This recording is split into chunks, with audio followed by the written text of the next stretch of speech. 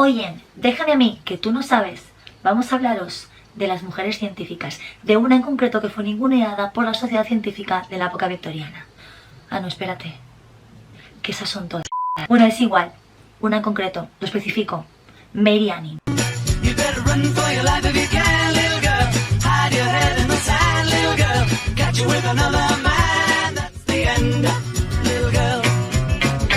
Mary Anning sentó las bases de la paleontología en Inglaterra. Ella vivía en la llamada costa jurásica, que comprende entre el condado de Dorset y de Devon. Mary Anning nace en Lyme Regis. Sus padres son Richard y Molly. Su padre era evangelista y era ebanista, y lo que hacía era buscar y vender fósiles cuando la tormenta asolaba las playas, y antes de que la siguiente corriente de agua arrastrara todos los fósiles hasta el mar de nuevo, lo que hacía era coger los fósiles. Richard y Molly tienen 10 hijos, pero es muy complicado que en esa época un niño sobreviva y pase la franja de los 5 años, de forma que lo que sucede es que pierden esos hijos y solo quedan los hermanos, un niño y Anne. El nombre de Anne le venía de su hermana, que murió meses antes del nacimiento de esta última niña, así que el nombre pasó a la hermana menor. De hecho, Molly le rodea la catástrofe constantemente, como os digo, padre que no es anglicano, padre pobre, hermanos fallecidos, y ella también vivió un momento muy traumático con 15 meses. Sobrevivió a un rayo mientras su vecina y unas amigas cogían al bebé. Estas tres acabaron calcinadas, acabaron muriendo, y el bebé parecía fallecido cuando el médico lo colocó en una bañera con agua tibia y el bebé volvió a respirar. Se considera que esto es un milagro y se tuvo en cuenta como una niña muy especial. Como aquellos no anglicanos no pueden acudir a la universidad ni al ejército, tuvo que estudiar en la escuela dominicana y aprendió a leer y a escribir. Y de su padre Richard aprende a sacar esos fósiles, pero un día el padre cae por un acantilado buscando fósiles y aunque no murió, acabó muy enfermo e incapacitado para seguir buscando estos fósiles y muere un poco después, en 1810, de tuberculosis. Así que la pobre cría tiene que ponerse a sacar fósiles e intentar vender.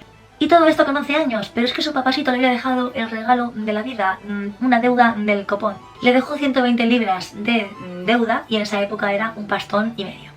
Así que la cría se monta una mesita con fósiles y los vende cerca de una taberna y la gente coleccionista empieza a comprarlas porque, chica, en esa época justo pasaba la Revolución Francesa y los ingleses no podían veranear en París. Les salía muy caro el vuelo de Ryanair, por esto mismo, entonces no sale rentable irse a París de vacaciones y veranean por las costas, y la costa jurásica era muy apetecible por el tema del coleccionismo, porque en esa época se ponía de moda los gabinetes y las casas de curiosidades y se llenaban de cosas como estas, fósiles, geodas y instrumentos de otros países que fueran así curiosos y demás.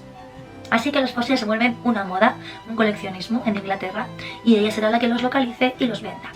Pero ¿qué pasa? A ver, en esa época Darwin aún era un bebecito pequeño y la idea cristiana de que hubo una especie que Dios, porque se supone que Dios lo ha creado todo, que Dios destruya una especie porque le sale del orto, pues no era muy guay, porque eso te daba la posibilidad de pensar que cuando le diera la gana podía extinguirte a ti. ¡Que Dios se apiade de nosotros! Así que no se puede entender, no se quiere aceptar que hubo una especie que fue extinta miles de años antes que la de los monitos como somos nosotros. Entonces, con el paso del tiempo, el hermano descubre unos fósiles, una cabeza gigante que flipa, que tenía 1,2 metros de longitud. Y con el tiempo la hermana, Annie, consigue encontrar el cuerpo, que medía 5,2 metros.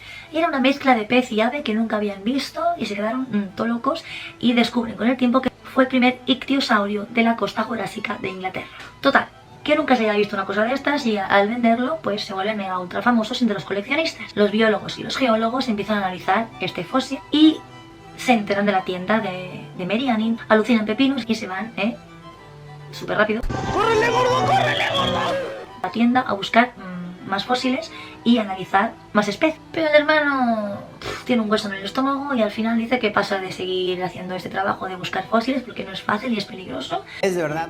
Así que se hace tapicero. Chica, vendemos tapices. La chica sigue en lo suyo porque es el trabajo que su papá le ha legado como herencia. En 1823, con 22 años, consigue encontrar una pieza nueva y muy interesante. Un esqueleto completo de plesiosaurio. Solamente la columna vertebral tenía 90 huesos y el bicho medía 3 metros. 5 años después, el primer pterosaurio fuera de Alemania y que se consideró y se colocó cuando llegó al Museo Británico como el dragón volador en la exposición que se hizo sobre este fósil. Más tarde, ella sigue excavando y encontrando en la zona del ictiosaurio, cerca de donde estaba su estómago, más fósiles y se da cuenta que son las heces fosilizadas de este bicharraco, cosa que nunca enseñaba cuando había damas presentes, ya que podía herir la fragilidad y la emocionalidad de una mujer. Solamente contamos que en esa época todo era proteger, sobreproteger como una niña inútil a una mujer, de forma que incluso el Museo Británico tenía una sala donde las mujeres no podían entrar, ya que estaban llenas de elementos fálicos, sexuales y kamasútricos de todo el museo y las culturas que albergaba el Museo Británico, y que los hombres solo pueden entrar 2 o 3 veces al año porque muchas veces más se pervierten y no queremos una sociedad pervertida que enseñe el tobillo en las fotos en blanco y negro. Total, que ella empieza a leer libros científicos sobre paleontología, sobre biología. Y aunque sabía ordenarte los huesos de un ictiosaurio o de un plesiosaurio y decirte de qué formaba parte cada hueso, nunca llegó a tener reconocimiento científico en absoluto. Obviamente, por mujer, primero, por no tener estudios oficiales, porque no podía estudiar en la universidad, por ser no anglicana y encima ser pobre. Muy bien. Total, que los expertos le consultaban constantemente. La chica estaba ahí en su tiendecita y venía el experto de turno a preguntarle cosas, y luego hacía artículos y libros o exponía en congresos sin mencionar siquiera la descubridora de estos fósiles. Cosas de hombre. O sea que estaba borrada de la historia y los demás se llevaban el mérito de esta investigación y estos hallazgos. La mujer de cualquier rango social o economía tenía prohibido participar en la Sociedad Geológica de Londres. De hecho, ni siquiera podían ir como oyentes a los discursos. No podían enterarse de las cagadas que hacían muchos de ellos en la época victoriana. Total, que al final, viendo que nada de lo que haga es suficiente y que todos se llevan su mérito y lo que ella le contaba a los demás, ellos lo escriben, lo exponen y no ponen ni siquiera su nombre, se da cuenta de que el mundo es una mierda. Entonces le dice a su amiga que se ha dado cuenta que el mundo la ha usado tan vilmente que ya no puede fiarse de nadie. ¿Te suena esta historia, verdad? Bueno, bienvenido al Créeme, es mejor así. mundo. Total, que con lo que va ganando monta una tienda con 27 años y en esa tienda sigue vendiendo piezas y fósiles de la zona jurásica. De hecho la visitaban un montón de coleccionistas y gente importante, incluido el rey Federico Augusto de Sajonia, y le compró un ictiosaurio. Pero ella pone en riesgo su vida constantemente. Ella se puede llegar a matar. De hecho, casi muere cuando un día un risco se desliza y la tira y casi se queda totalmente cubierta por las rocas. No la mató, pero sí que mató a su pobre perrito Trey y le dio el trauma total. Es normal. Al final la mujer fallece con 47 años, tiene cáncer de mama y para poder suplir el dolor de ese cáncer de mama tomaba mucho láudano. El láudano te vuelve tonta perdida para no sentir dolor. Pero aquí la sociedad victoriana, que ya sabemos cómo es, misógina y retrógrada, la acusó a esta pobre mujer enferma y a punto de morirse de ser alcohólica, sin saber que es el láudano el que le hacía el efecto de tontunez en el cuerpo, porque el dolor era muy fuerte.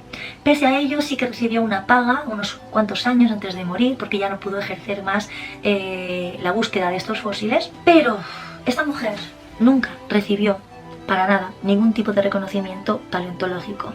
Muere, como os digo, con 47 años, nadie la quiso ayudar a crecer y ahora forma parte de una sala del Natural History Museum. Es decir, ella jamás verá lo importante que llegó a ser, porque el mundo se empeñó en demostrarle que ella no era nadie. Y ahora forma parte de uno de los museos más importantes, paleontológicamente hablando, del mundo. Y hasta aquí un capítulo de Déjame a mí, que tú no sabes, porque las mujeres no pueden ser buenas científicas.